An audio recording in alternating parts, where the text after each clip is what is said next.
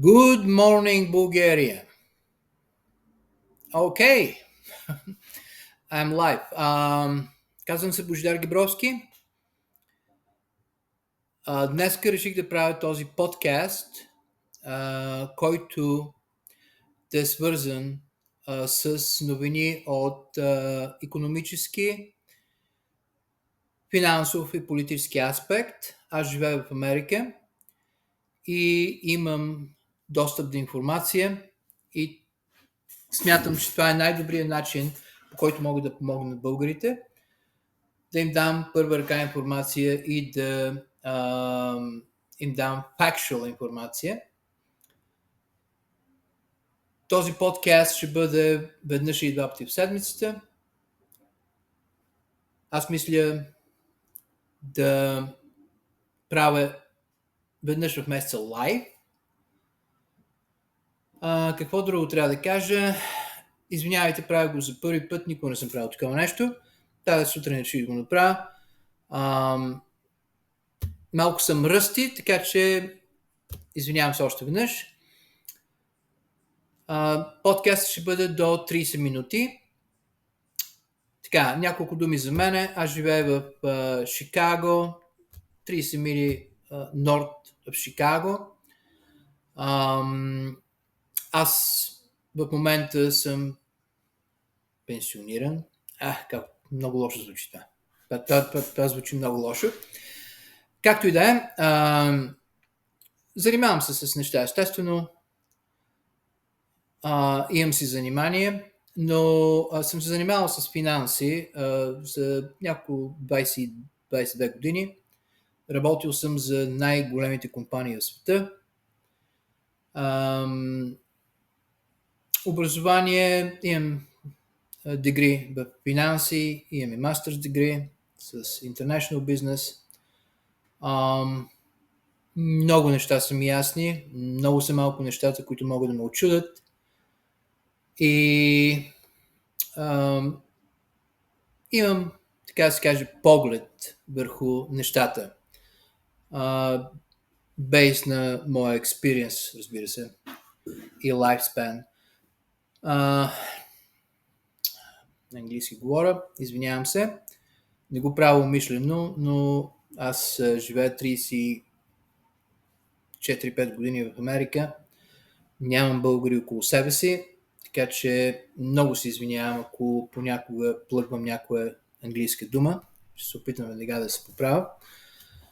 Така, защо го правя това нещо? Правя го, защото се намирам в тектонически размествания. Разместване на пластовете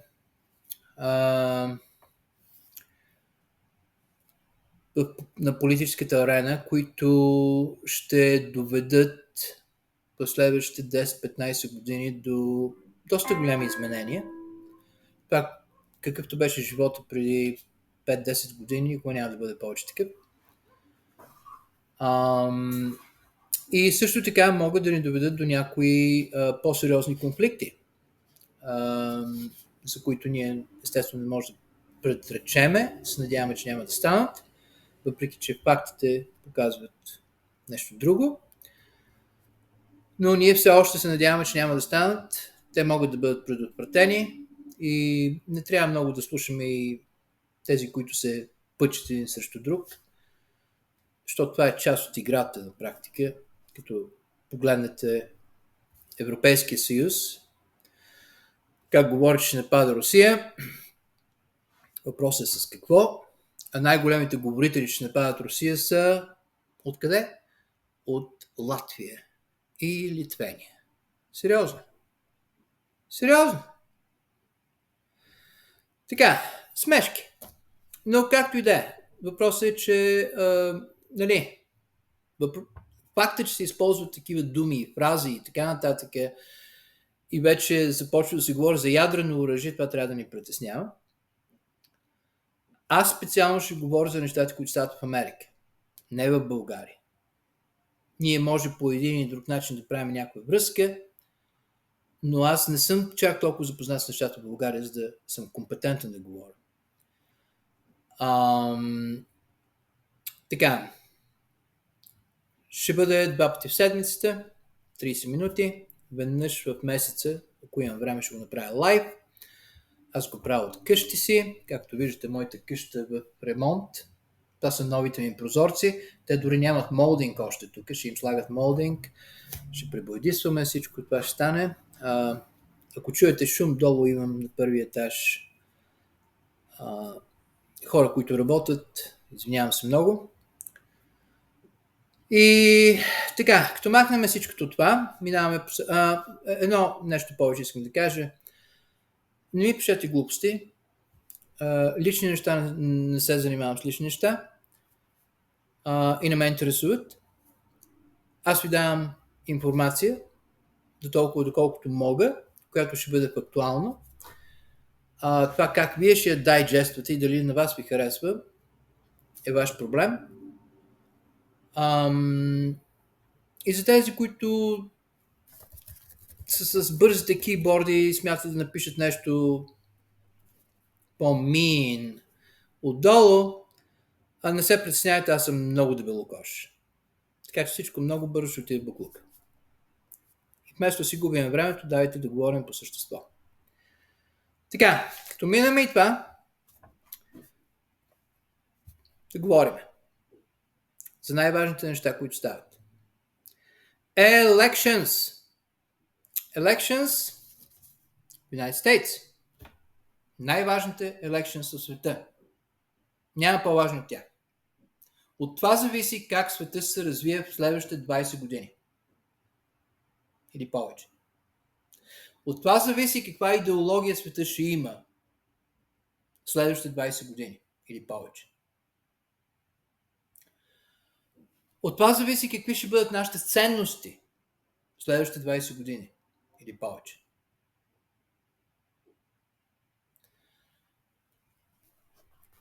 Elections са много важни. Специално в този момент. Имаме войни почти навсякъде. Отидете в Либия, Сирия, Палестайн. Каква трагедия. Просто трагедия. Аз няма да говоря за това, защото ще кажа много грешни неща. Грешни неща, които не трябва да се говорят днешно време.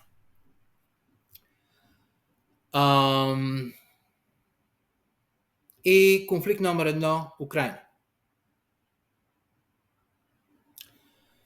Украйна е нещо, което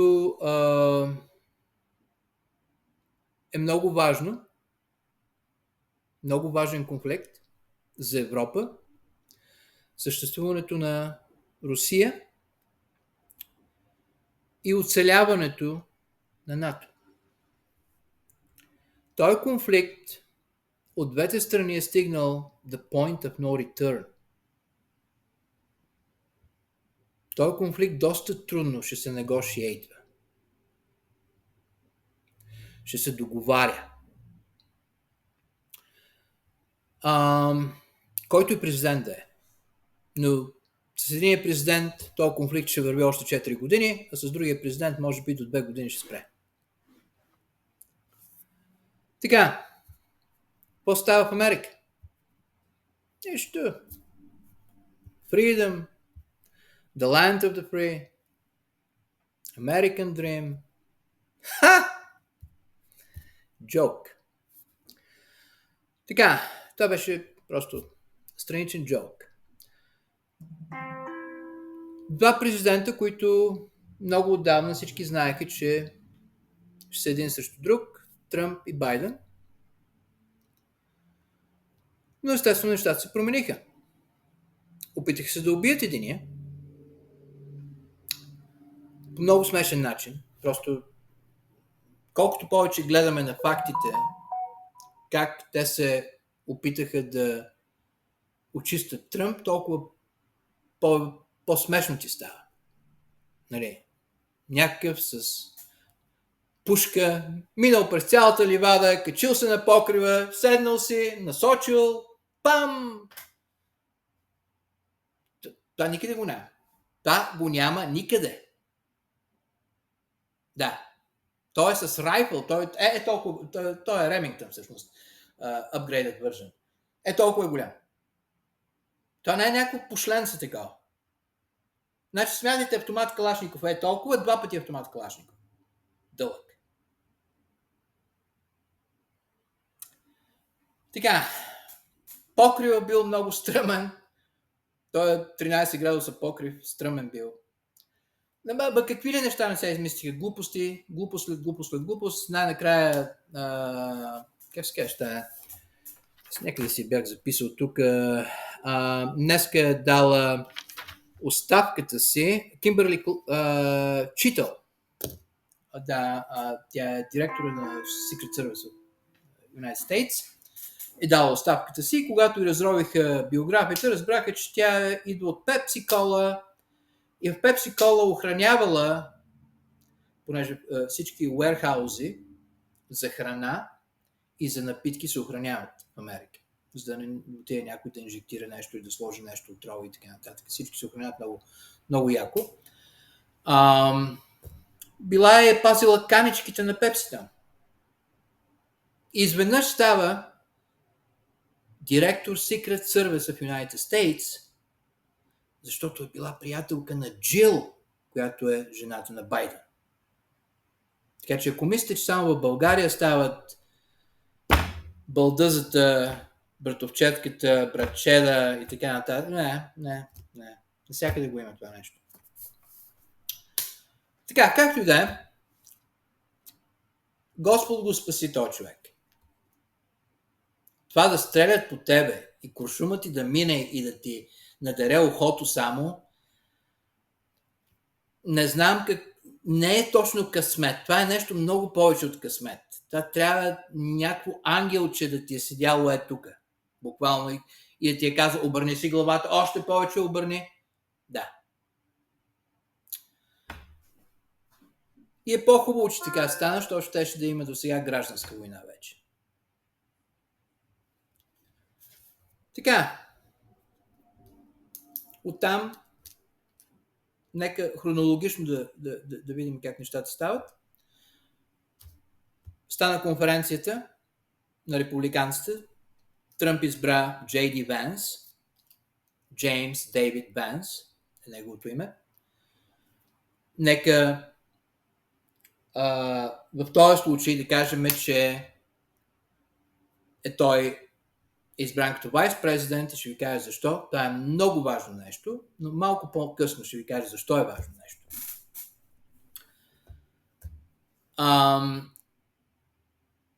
Мина конференцията. Веднага след конференцията, нали, той избра Джейди Ванс, приключи конференцията така. Веднага, на следващия ден започна да се говори, че Байден трябва да отстъпи, защото той не може да бие Тръмп. Което е вярно. Това не е нещо, което те го откриха вчера, между другото. Това е нещо, което те го знаеха, но си мислеха, че ако очистят Тръмп, докато някой друг републиканец дойде, те веднага ще забайбутат другия републиканец и most likely ще да бъде Ники Хейли, която се говори така или иначе, че работи отзад с тях. Всичко щеше да бъде по масло и масло да си мине тая елекшен. 4 годинки още. Кръвта ни щяха да измучат те либерали. Така, продължаваме нататък. Започна да се говори масово. Просто за една сутрин, навсякъде, по всички телевизии започна да се говори, че Байден не става. Той за нищо не става. Той е пълно, той не може да се качи по столовете. Ти седиш и го гледаш този нонсенс и си викаш, те за толкова тъпи ли не мисля? Да, за толкова тъпи. Те същите, те номера ги продават на Banana Republics или на Източна Европа, такива като вас. И същите те номера се дойдоха в Америка. И започнаха да ги продават на нас. Така. Джейди Ванс. Запомнете го това нещо. Ще ви кажа защо. Започва да се говори, че сигурно Сигурно, около как е уикенд? Аз го забравих на български. Имаш седмицата и после са почивните дни, събота и неделя. Не така. И през събота и неделя той си дава, вече ще каже, че няма да може да такова. Там много се говори, на него са му го казали, Обама е говорил с него. Обама най-много го натиска, между другото, и Нанси Пелоси. Те са двамата, които го махнаха. Те са двамата, които го докараха и двамата, които го махнаха. Обаче, старецът си е старец. Той излезе и каза, не, аз нямам абсолютно никакви намерения да напускам.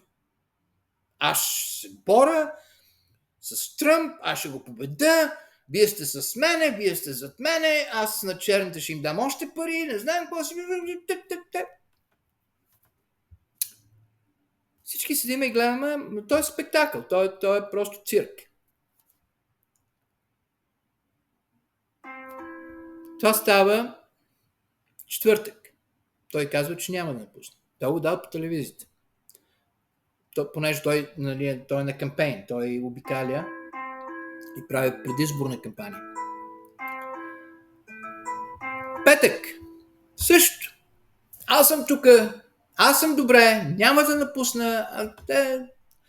Едно интервю, всъщност, един дебат, ставаше въпрос за дебата, че не се е представил с Тръмп добре. Един дебат, няма мене да ме измести, следващия дебат, само ме гледайте, аз ще го направя, ще го забуча в това.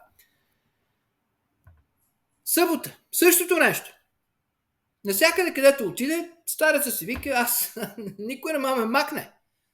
Не си представите дори, че някой ме макне.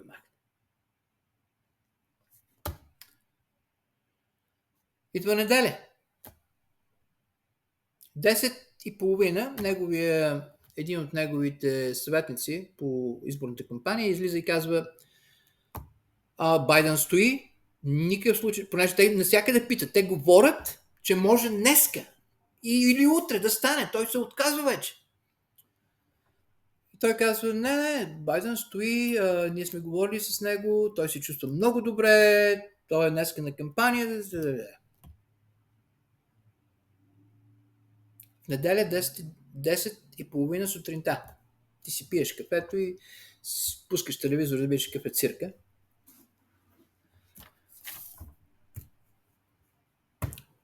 Обаче, в неделя след обяд, като се хапнеш хубаво, към 1:30, ти се поднася main course новина.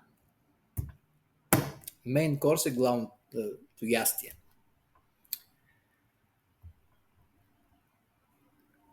И новината е, че Байден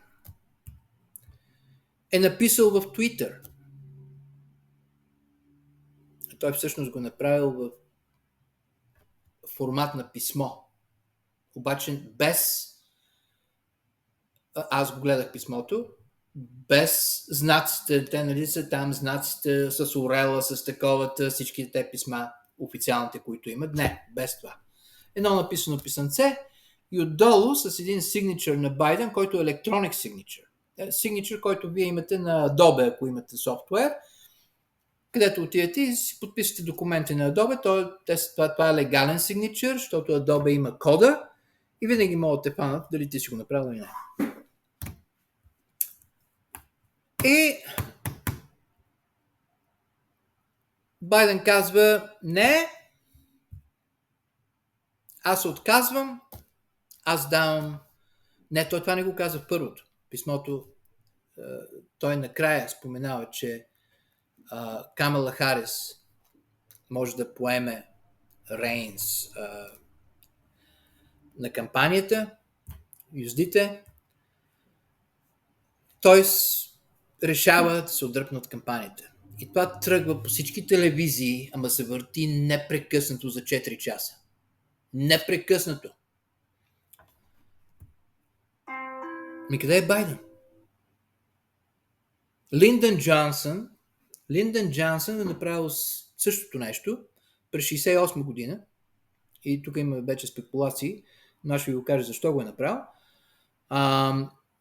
Той е направил същото нещо, като се оттегли от кандидатурата си. На някои места беше прочетено, че го направил по медицински причини.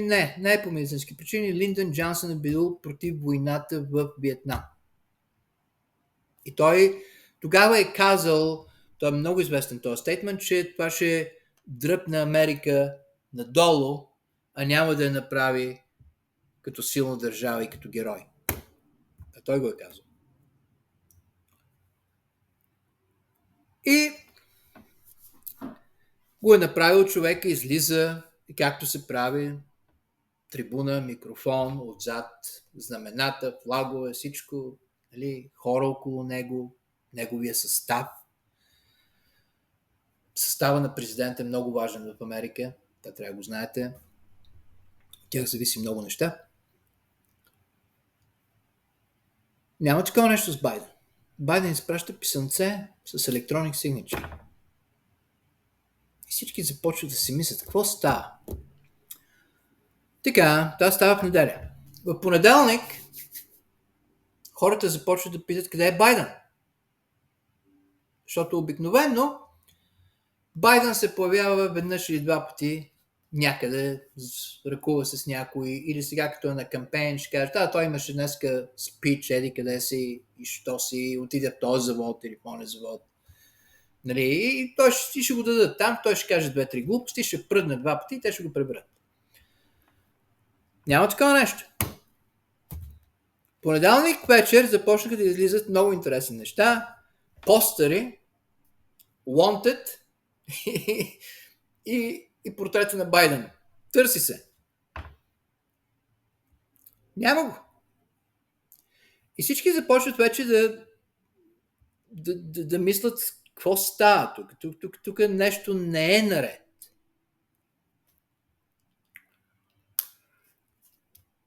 Идва вторник. Днеска. Снощи по Twitter Такър Карлсън, предполагам, че го знаете, той беше в Fox News, много добър журналист, прочете нещо, което на него му беше изпратено от достоверен източник, че Байден е бил в неделя на кампейн е, нали, обикаля в Лас Вегас и нещо му се е влошило здравето изведнъж и е трябвало веднага да го закарат в болница. Сега, влошаването на това здраве изведнъж, не, той е възрастен човек, но не трябва да си голям специалист, че обикновено става като пиеш някакъв сок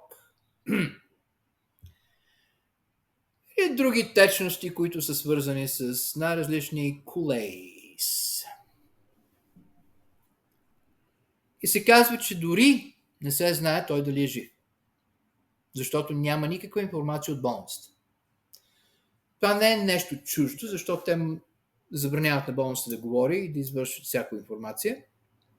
Въпреки това, медицински сестри, кадри там, те не са много добре платени и те гледат да изпратят някаква информация някъде, за да изкарат някой лев. И тази информация струва много пари. Да. Едно изречение може да струва 20-30 хиляди долара. Нищо. Днеска е юли 23, 2024 година. Нищо. Гледах сутринта телевизията, но нищо. Все едно Байден не съществува. Даваха за най-различни катастрофи, па не знам кой убил, па не знам какво такова. Понякога пускат някоя котка в някой канал, па дават пожарните как спасява котката, па ръкопляскат. Това са такива стейдж неща, че трябва да живееш на Запад, за да ги знаеш и да ги различаваш. Да. Като ти дадат, че в Костко се пазарува тоалетна хартия и хората бързат с колички тоалетна хартия, това означава, че има или пандемия, или бомба, или нещо много лошо ще стане.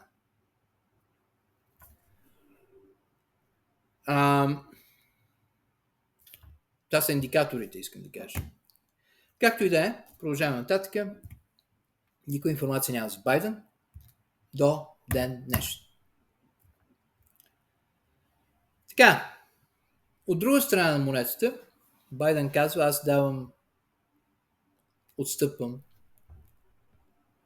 на Камала да продължи кампанията и отстъпвам моите делегати. Това не може да стане. И давам нашите финанси. Това не може да стане. Как не е знал Байден?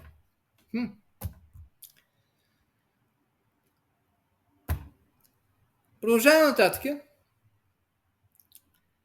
Камала веднага, разгорещена.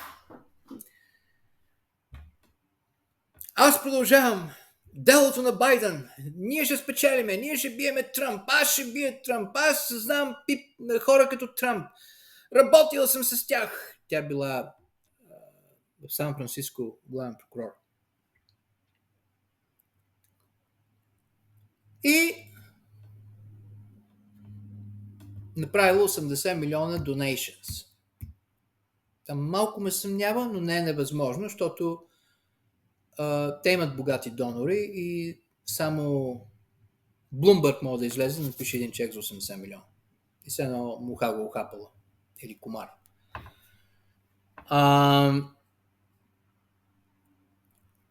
Казва, че тя е направила, да, но те имат 100 милиона събрани, които Байден ги събрал от Холивуд и от някъде другаде там, от някои други заводи и предприятия са му ги дали. Campaign money.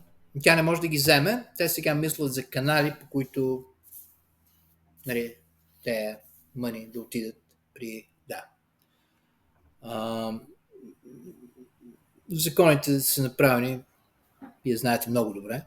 Те са тълковални закони и се правят с вратички и за могат или да се променят, или през тези вратички да минават цели камиони. Така че няма това да е голям сюрприз, ако тя вземе 100 милиона. За мен ще бъде сюрприз, ако те изберат за президент. А това трябва да стане от electoral vote на демократите. Сега, как работи системата? Днеска вече започнаха естествено да казват, че от различни щати вече са и дали волт и така нататък. Но като се има на предвид, че Обама не е ендорсвал още Камала, Нанси Пелози вчера ендорсва най-накрая, защото всички питаха, няма ли да ендорсвате. Ендорсинг е да я... как е на български? Да промотира, да я... Не е промотиране. Да я излъчи като кандидат. Не е точната дума, но разбирате за какво говоря. И както и да е, Обама още не е. Хилари обаче ендорсва, но не забравяйте едно нещо, че Хилари много добре калкулира. Едно от калкулациите е, че Камала ще има нужда от вайс-президент, който още не е избран. Какво означава това?